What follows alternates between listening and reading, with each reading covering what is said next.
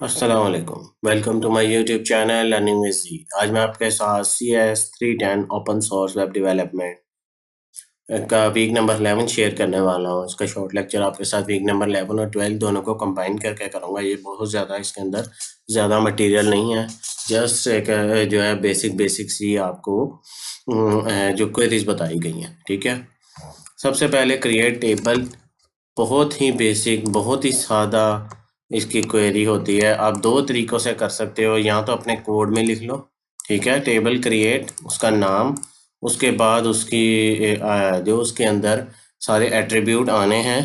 कुछ चीज़ें उसमें हैं जो आपको देखने वाली हैं, वो है जैसे आईडी है इंटीजर, इसका कितना होगा, वो 6 होगा। अनसाइंड, एक तो ये अनसाइंड होगी, फिर ये उसके आगे हमने लिखना होता है ऑटो इंक्रीमेंट, और फिर हमने मेंशन करना होता है ये प्राइमरी की है या फॉरेन की है।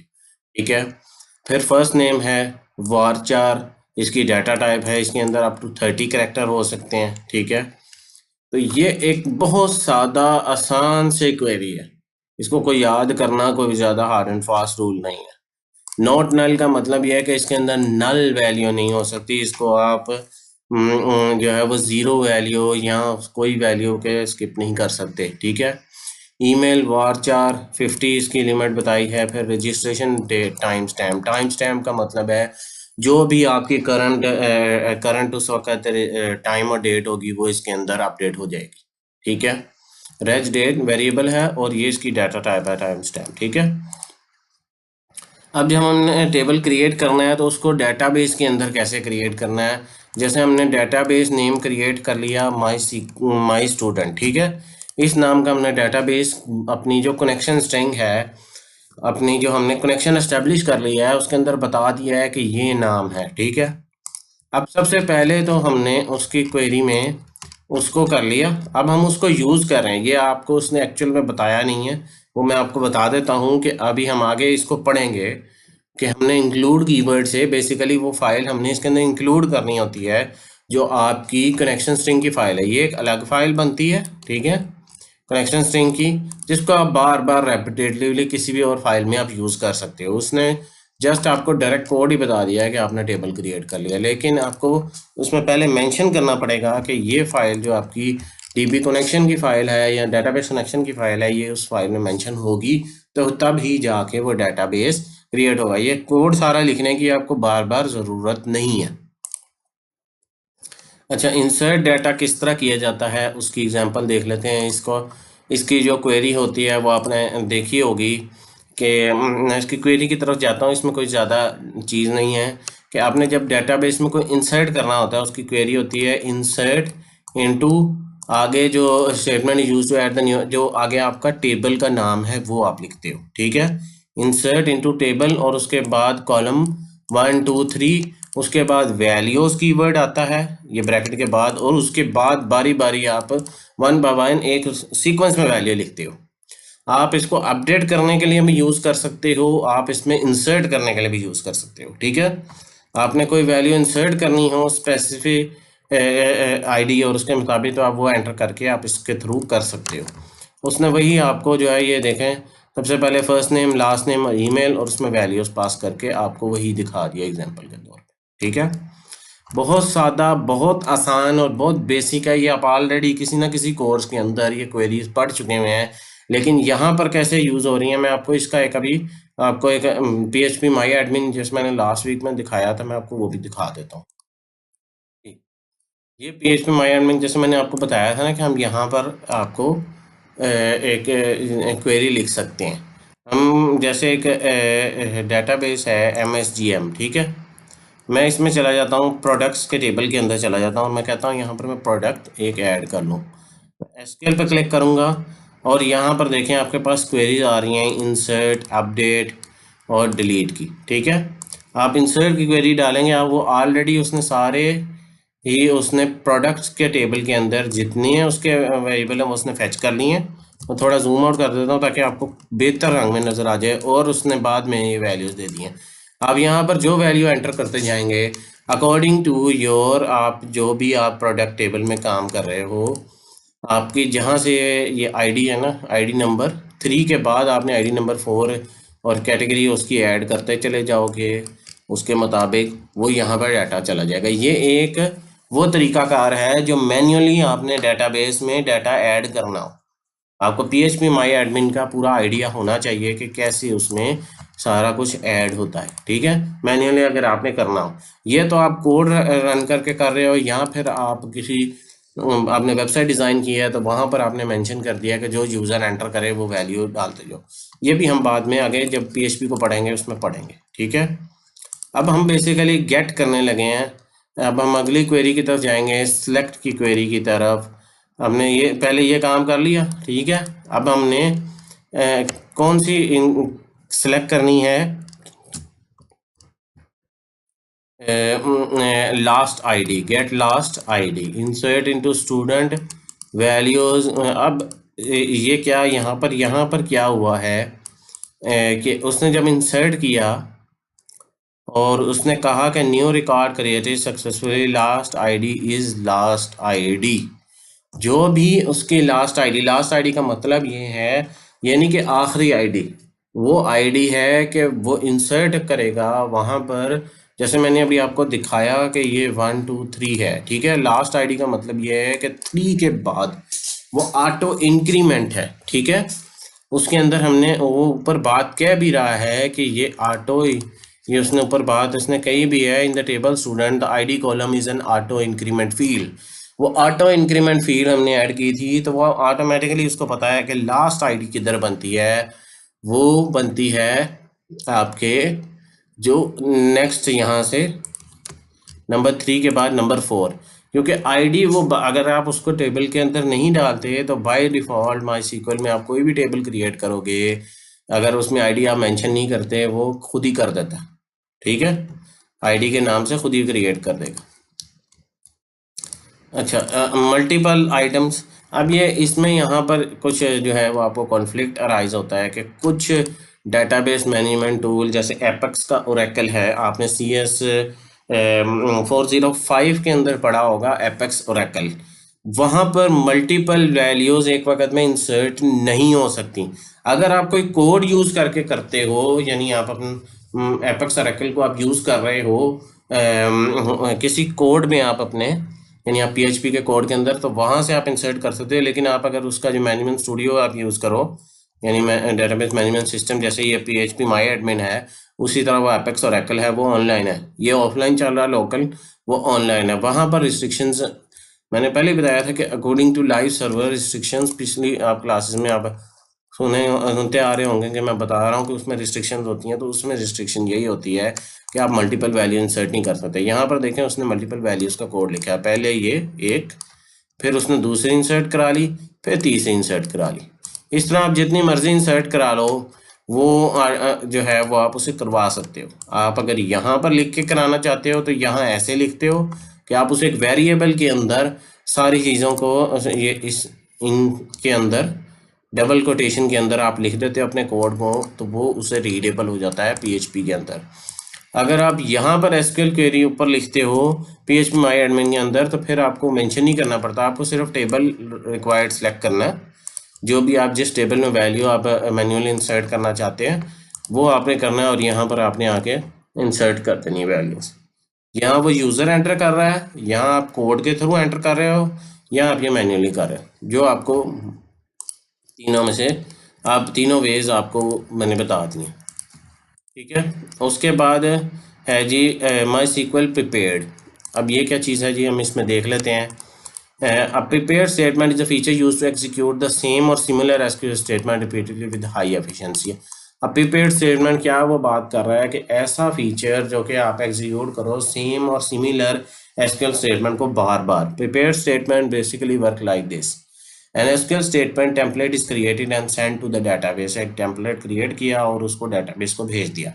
Certain values are left uncertain, कुछ वैल्यूज को आप अनसर्टेन छोड़ देते हो। Called a parameter labeled, question mark आप लिख देते हो, example insert into statement values. मैं अब आपको इसको समझाता हूँ कि इसके पीछे लॉजिक क्या है।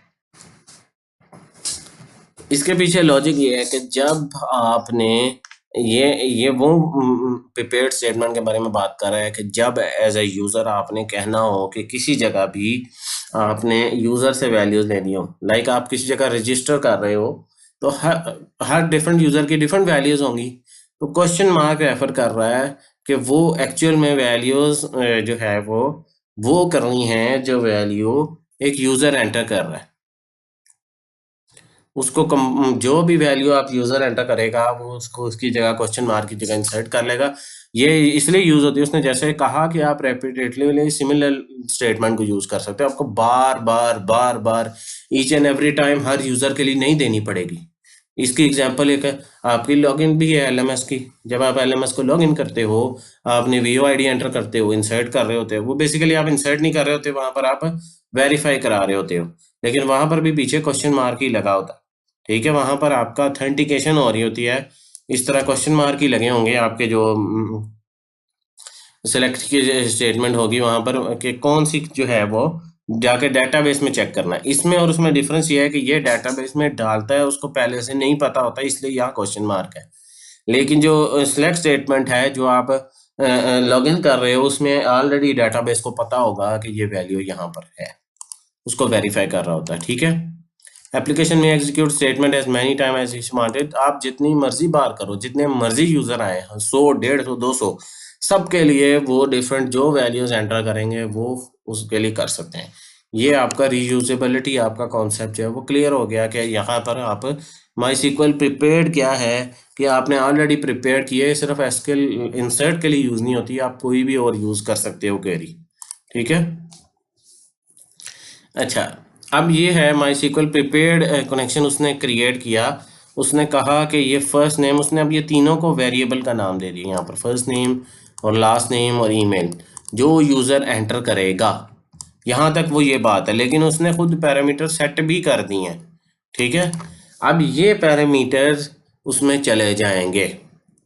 अगर आप खुद से सेट नहीं करते, यहाँ पर ये लिख देते हो कि फर्स्ट नेम के अंदर खालिद नहीं, वो वैल्यू जो यूज़र एंटर करे कि आप सेट नहीं करते, आप गेट करते हो कि आप यहाँ पर खुद से सेट नहीं कर रहे, यूज़र जो सेट करेगा, जो एंटर करेगा वो वैल्यू डाल दो। ठीक है, तो वो मैं आपको दोनों सिनेरियो, दोनों अल्टरनेट बता रहा हूँ। ठीक है, उसने यहाँ पर खुद से डाला है। ठीक है, जैसे ये 2 स्टेटमेंट दे रहा है, 2 डाल लो, 200 डाल लो, कि जो आपने बाजू का था आपको कुछ ना टेबल के अंदर, जैसे एडमिन का टेबल है, एडमिन हमेशा एक ही होगा, या एक से ज़्यादा बाद में क्रिएट करना है आपको, उसने रजिस्टर भी नहीं करना, वो पहले से ही एक होगा।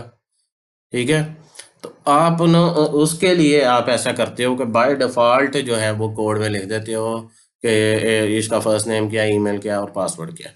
तो वहाँ पर ये जो है यूज़ होती है, जहाँ पर एक न्यू यूज़र रजिस्टर होना हो वहाँ आप कोड में सेट नहीं करते, वो यूज़र की वैल्यू गेट करते हो। ठीक है, यहाँ पर वीक नंबर 11 मुकम्मल हो चुका है। वीक नंबर 12 की तरफ मूव करते हैं, वो इसी का ही पार्ट है, इसलिए मैंने उसको इसके साथ कंबाइन किया है। अब सिलेक्ट डाटा, कोई भी डाटा आपने सेलेक्ट करना हो तो आपको पता है इसके लिए सेलेक्ट की क्वेरी यूज़ होती है। सेलेक्ट के बाद कॉलम नेम आता है, यानी जो आपने कॉलम्स उसने एस लगाया है यहाँ पर, उसका मतलब ये है कि एक से एक नहीं, एक से ज़्यादा कॉलम भी आप सेलेक्ट कर सकते हो। किस टेबल में से, उसका टेबल का नाम। Select star from table, star का मतलब है wild card selection. We can use static character to select all the column, जितने भी, वाइल्ड कार्ड का मतलब है जितने भी, सारी सिलेक्शन, सब में से सिलेक्शन कर लो। ठीक है, ये वाइल्ड कार्ड कैरेक्टर होता है। उसने यहाँ पर आपको एग्जांपल दिया है, ये तो उसने कनेक्शन इस्टेब्लिश किया। कनेक्शन इस्टेब्लिश करने के बाद select ID, first name, last name from student, result MySQL query. उसने क्वेरी प्रिंट करा लिया है कि ID, name, first name, last name, basically ये सारी चीज़ें जो हैं वो प्रिंट कर दो। बाज़ औक़ात आपको कई जगह डाटा फैच करना पड़ता है, उसकी एग्जांपल आपको मैं एलएमएस से देता हूँ कि आपका जैसे स्टूडेंट का नाम और आईडी, ये जैसे एक मैंने एक स्टूडेंट की आईडी लॉगिन की हुई है, उनका ये फैच करके लेके आना। आपका अप्रोप्रिएट ही फैच होता है ना, कभी आपने देखा आपने लॉगिन किया और किसी और का फैच हो जाए। तो बेसिकली जब आपका सेशन क्रिएट होता है, आप क्रिएट कर लेते हो सारी चीज़ें, तो आपका यूज़र एक क्रिएट हो चुका है। आपने जब उसको लॉगिन करना होता है तो आपने कहीं ना कहीं उसको फैच करके लेके आके दिखाना होता है कि ये यूज़र है। तो उस वक्त आप ये क्वेरी यूज़ करते हो ताकि आप अपना डेटाबेस जो है वो अप्रोप्रिएट जो फैच करके लेके आना है। यहाँ आपने इसके अलावा भी ये बहुत जगह यूज़ हो सकती है सिलेक्ट की क्वेरी कि आपको मल्टीपल डेटाबेस मल्टीपल टेबल्स का डाटा जो है वो कंबाइन करके शो करना है, कैलकुलेशन करके। यहाँ एडवांस कैलकुलेशन आपने ये CS403 के अंदर पढ़ा भी होगा, जो डेटाबेस मैनेजमेंट सिस्टम का कोर्स है उसमें ये डिटेल में पढ़ा होगा। प्रैक्टिकली आप इस्तेमाल यहाँ कर रहे हैं, वहाँ सिर्फ आपने पढ़ा था। इस वजह से मैं इस कोर्स को थोड़ा सा आपको कह रहा हूँ कि ये प्रैक्टिकल है, टूवर्ड्स आप इसके अंदर प्रैक्टिकल सीखते हो। नेक्स्ट है डिलीट करना। आपने कोई स्पेसिफिक कॉलम डिलीट करना है, कोई टेबल डिलीट करना है, कोई डेटाबेस डिलीट करना है, तो आप ये क्वेरी यूज़ करोगे। पहले सबसे पहले है delete from table name where some column. अगर तो आपने कोई स्पेसिफिक कॉलम डिलीट करना है, कुछ सम वैल्यू स्पेसिफिक कॉलम के अंदर की डिलीट करनी है, तो वो आप बताओगे, ठीक है। अगर तो आपने इसके आगे एडवांस देखना है कि आपने डिलीट टेबल करना है, तो आप टेबल को डिलीट भी कर सकते हो। डिलीट, उसके बाद टेबल लिखो और उसके बाद टेबल का नाम लिख दो। अगर आप टेबल नहीं करना चाहते, आप सिर्फ वो स्टूडेंट में जहाँ पर आईडी नंबर 3 हो, यानी इसका मतलब ये है, मैं आपको इसका रियल टाइम एग्जांपल दिखा देता हूँ कि ये मैंने डिलीट किया, ठीक है। मैं अब एक एग्जांपल आपको दिखाता हूँ। प्रोडक्ट में जाता हूँ, मैं कहता हूँ कि मैंने जो है ना ये जो आईडी जिसकी नंबर 3 है ना, मैं यहाँ से इसको डिलीट कर दूँ, ठीक है। यहाँ पर मैं जाऊँगा, डिलीट की क्वेरी लगाऊँगा यहाँ पर, ठीक है। डिलीट की क्वेरी लग गई और यहाँ पर जहाँ पर मैं 3 कर देता हूँ, तो इसको मैं गो करूँगा, तो जहाँ पर आईडी नंबर रो नंबर 3 है, उसने कहा रो अफेक्ट हो गई है। मैं ज़रा जाके देख लूँ कि वो हुई है कि नहीं हुई।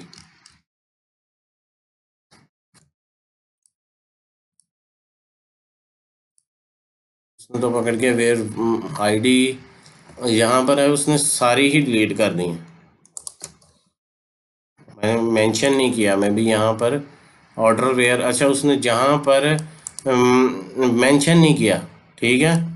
उसने ये कोई मेंशन नहीं किया कि आईडी को करना है, आईडी को लीड करना है। वो जहाँ पर जितना भी उसके अंदर प्रोडक्ट के अंदर इंफॉर्मेशन थी, वो सारी उसने डिलीट कर दी। यहाँ पर हम जो कोड ये कर रहे हैं रन, उसने आईडी को मेंशन किया है, तो हम वहाँ पर आईडी को मेंशन करेंगे कि कौन सा कॉलम, कौन सा स्पेसिफिक कॉलम। वो यह बात कर रहा है सम वैल्यू सम कॉलम। तो हम जब तक वो मेंशन नहीं करेंगे, वो स्पेसिफिक को डिलीट नहीं करेगा, वो सारे को डिलीट कर देगा, ठीक है। डिलीट फ्रॉम स्टूडेंट वेयर, जहाँ पर उसने जितनी भी उसके अंदर वैल्यू थी वो सारी डिलीट कर गया। अच्छा, अपडेट, अपडेट की क्वेरी भी आपको वहाँ पर मैंने दिखाई है कि अपडेट की क्वेरी भी लिखी हुई है। इसके बारे में पढ़ लेते हैं कि वो क्या कहना चाह रहा है। अपडेट होता है, उसके बाद टेबल नेम होता है, फिर सेट की कीवर्ड आता है, और फिर कॉलम नेम, और फिर value, column name equal to value. यहाँ पर आप अपडेट थोड़ा सा इंसर्ट क्वेरी से डिफरेंट है। वो आप देख रहे हैं कि इंसर्ट में पहले आप इंसर्ट इनटू फिर वैल्यूज था, यहाँ पर आप update student set last name. सिर्फ हम इसके लिए एक और भी चीज़ कर सकते हैं कि हम स्पेसिफिक कोई कॉलम में कोई स्पेसिफिक वैल्यू चेंज करना चाहें तो हम वो भी कर सकते हैं। वो उसकी आपको एग्जांपल दी है कि जिसकी आईडी नंबर 2 होगी, उसका लास्ट नेम जो भी पहले था उसको अपडेट कर दो, ठीक है। ये अपडेट की क्वेरी है। अपडेट की क्वेरी जैसे मैंने यहाँ पर एग्जांपल दी कि हम इसके अलावा भी वे में यूज़ कर सकते हैं, सिर्फ यही तरीकाकार नहीं है उसको अपडेट यूज़ करने का। अपडेट को जैसे हमने डिलीट का देखा, तो हम और भी तरीकाकार हैं। यहाँ तो बिल्कुल उसने सेम बताया है कि आप आईडी बता दो और वैल्यू बता दो जो भी आपने सेट करनी है, ठीक है। हम इसके बाद लास्ट में चलते हैं कि डाटे की अगर हमने लिमिट सेट करनी हो कि set star from where order limit, हमने कोई लिमिट असाइन करनी हो कि हमने इतना डाटे का लिमिट होनी चाहिए। When the SQL query is about run, it will return the first 5 record. सिर्फ पहले 5 रिकॉर्ड शो करेगा, बाकी नहीं शो करेगा। ये स्पेसिफिक एसक्यूएल जो है वो लिमिट प्रोवाइड करने के लिए आप कुछ स्पेसिफिक लिमिट उसे देनी हो कि हाँ जी इतना डाटा हो। इसके अंदर हम मल्टीपल स्टेटमेंट भी दे सकते हैं।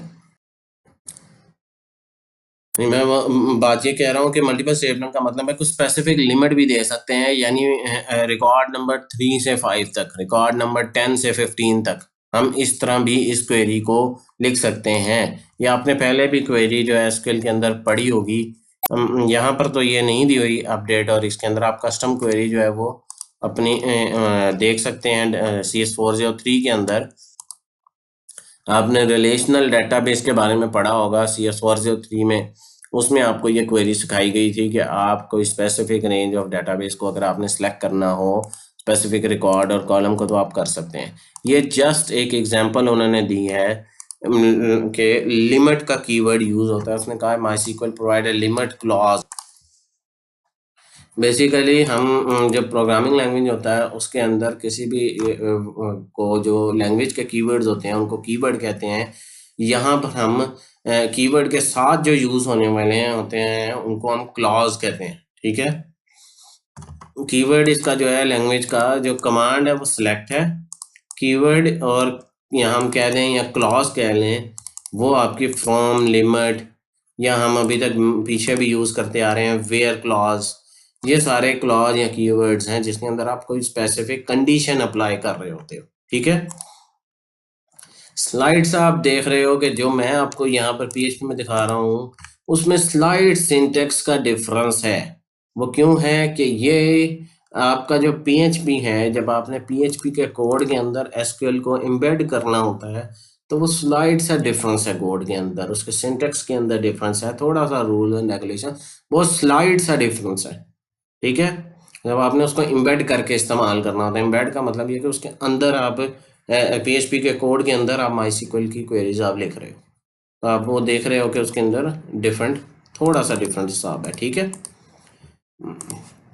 यहाँ पर मैं अपना जो है वह वीक नंबर 12 को भी इख्तिताम करूँगा। 11 और 12 दोनों वीक मुकम्मल हो चुके हैं। यहाँ पर मेरी वीडियो आपको उम्मीद है समझ आई होगी। आपने पेपर के तैयारी के लिए जो है वो जो है आपको बेहतरीन आप इससे तैयारी कर सकेंगे। तो अगर मेरी वीडियो आपको पसंद आई है तो मेरे चैनल को सब्सक्राइब करें, मेरी वीडियो को लाइक करें, ज़्यादा स्टूडेंट के साथ शेयर करें ताकि वो इससे फ़ायदा उठा के बेहतरीन तैयारी कर सकें। मिलते हैं अगले वीडियो में, तब तक के लिए अल्लाह हाफिज़, अस्सलाम वालेकुम।